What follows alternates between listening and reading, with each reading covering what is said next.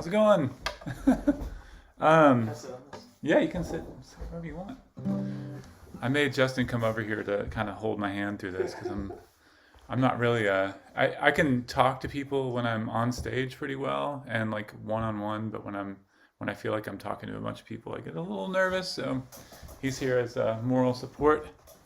Um, but yeah, I was super pleased to have them approach me to do this, and I thought it'd be a fun challenge for me to kind of get out of my um, little hideaway here, or I'm still in my hideaway, but like to talk to community, which is something that I really miss especially after the past couple of years. But we live out in the country now, so it's kind of I still go to town every day, but I don't feel like I'm as connected to everybody. And I see some old friends that popped up on this thing here, and I'm just happy to be talking to you guys. Uh, so for the next 2 hours, I'll be talking about songs and songwriting. No, I'm gonna try and make it relatively quick. I could probably talk for a long time about it because it's I think about it every day, and uh, pursuing this kind of weird art form and um, is it's definitely all encompassing for me. So, um, I'm just going to talk about one particular song. I thought it would be interesting to kind of like trace the origin of a song. And then originally I thought we had more time, so I was like, okay, I'll talk about how the song started, and then I'll walk people all the way through towards like the recording process and like how a song gets documented, and then the final product and all this stuff. But we don't have 2 hours to discuss all this. But um, this particular song, I got to travel down to Alabama to open for Pete Yorn a few years ago. Just kind of last minute, he invited me to come do one show. So I was like, well, I'm gonna go all that way to play one show. I might as well like see if I can find a place to go hole up for a few days and like try and do some writing. So I found this super cheap uh, condo on the beach in Gulf Shores, and booked it for like 4 days. Went and did the show with Pete, and it was really really fun. And then got back to the condo and started, just kind of doing the thing that I do to get to the place where I feel like I'm going to write something good. Is it just requires me kind of removing myself from my daily routine, obviously, and the desire to distract myself by like running out and weeding the garden, or going to the store, or mowing the lawn, or whatever it is that I do to keep myself from this thing. Uh, so yeah, so I went to this place down there, and I kind of checked into the condo and started working, and then I found out that someone else I had opened for not too long before that. I got a chance to open up for Neil Casal, and he had a band called Circles Around the Sun, and I did about 5 or 6 shows with those guys, and really connected with them. With him especially, I just felt like he was just like kindred spirit, and I felt like I had met like a new friend, kind of, even though we were just had brief encounters throughout the tour, and then I would like drive off to the hotel or whatever. But I just felt like, yeah, this is a guy that I'm gonna know for a while, and we're gonna, I had all these plans in my head to ask him to, maybe play guitar on a record sometime, or maybe produce, or I don't know, just plans. So I found out that he had passed away at that while I was at the condo, and he had decided to take his own life in a very planned out sort of way. Left a note, uh, really thoughtful note for his friends and people that he was leaving behind, and it really kind of hit me in this major way. Just like even though I barely knew the guy, it was really striking to me because we had a lot of similarities. Like our ages were similar, and the points in our musical career were kind of the same. And I felt like, yeah, this was a guy that I was going to know for a long time, and he decided to take off.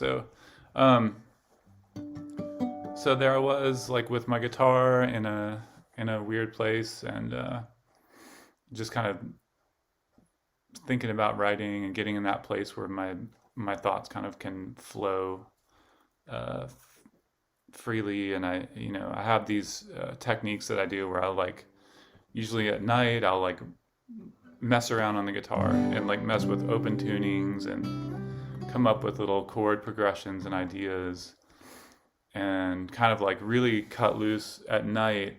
Uh, Maybe like do some free writing and stuff like that, but mostly I'm working on like melodies and chord progressions, and then the following morning, what I normally do is start to edit ideas, and I start to like really sit down and actually write. So if I have a spark of an idea, I can really like focus on it more in the morning with like a cup of coffee and some sunshine somewhere.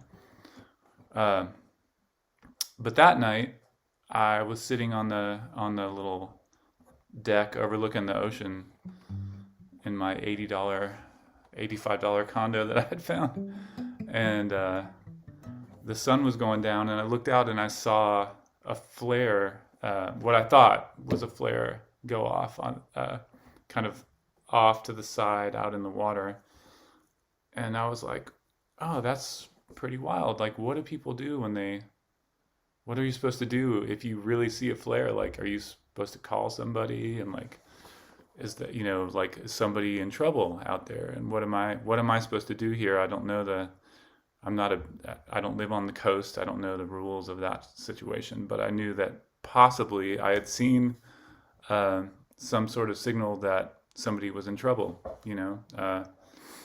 and I called my wife JT, and I was like, hey, I think I just saw someone shoot a flare off. What do you think I should do? And she was not really sure. So I ended up calling the local, I just called the local fire department, I think, first, and they connected me to a couple other people. And I just described what I'd seen. And by this time, the sun was really kind of getting, uh, it was kind of set. And, I don't think anybody around me had seen it. People on the beach weren't paying attention. And so I just told them where I'd seen this thing and said, hopefully you guys can go check it out. Maybe somebody's in trouble. And then, and then I went on about my routine of messing around on the guitar and just kind of occasionally looking out there to see if I saw like a helicopter or somebody like looking out at the water. Um, and then I went to bed. And then the next morning I started thinking about that whole thing and connecting it to my friend who had just passed, and thinking about like the signs that people give, for that, in that situation. Like they might be giving signs that no one's seeing, um, uh, and what do we do if we see those signs from people? How do we handle that?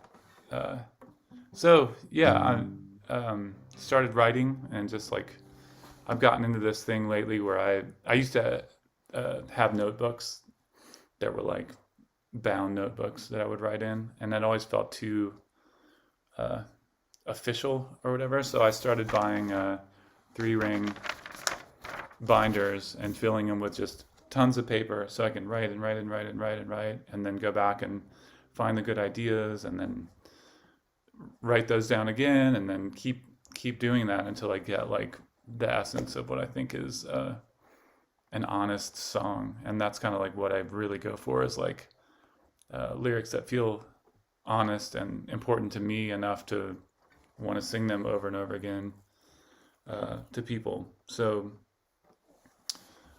yeah, I just started that process, and started thinking about seeing that warning sign from somebody, and then seeing the people on the beach, and the sunset, and then I thought about him as a musician, and being on stage and looking out at the people that are there to see him and thinking about what was going on in his life, so yeah, so I just kind of like pieced this song together, and I don't know what that, you can link that to to Kismet. I think it links up there somehow, but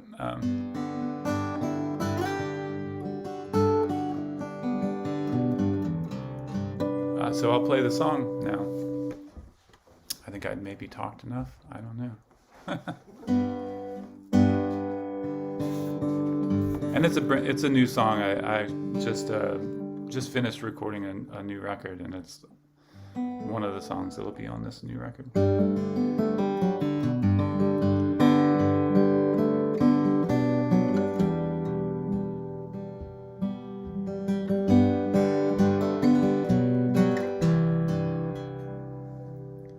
I saw a flare out on the sea.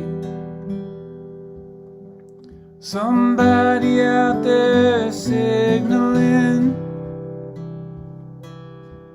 I'm in trouble, help me please. Send someone to save me.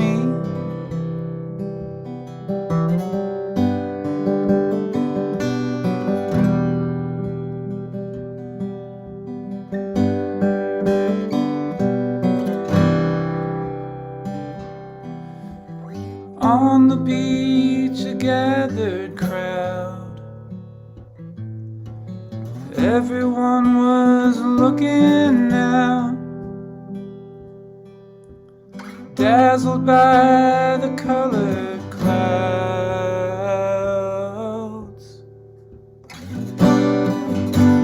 Somebody swim to me.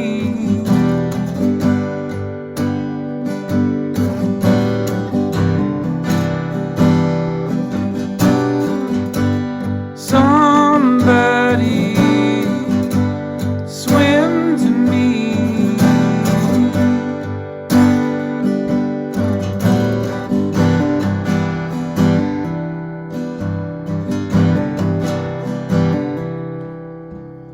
Oh, the sun had settled down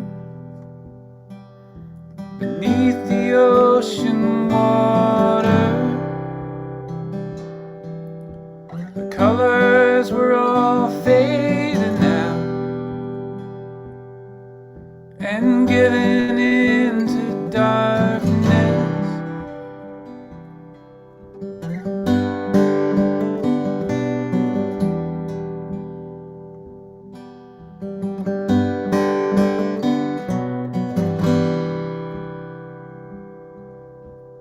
Off the stage, the pretty lights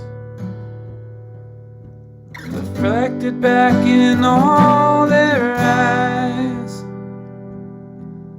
illuminate my darkest nights.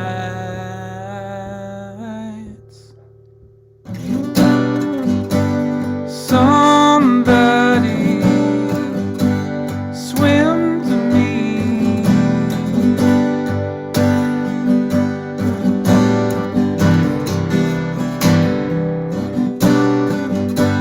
Somebody swim to me.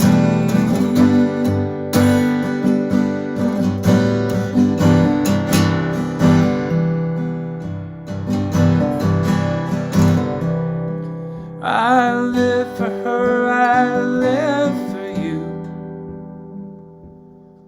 We are all sons and daughters. But every time I am alone, it's a long night on the cold, black water.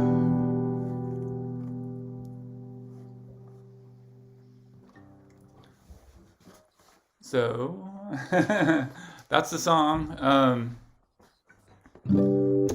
Yeah, yeah, it came together in a really kind of interesting way that doesn't always happen with with that process. And I'm proud of the song, and uh, yeah, I think it's funny too.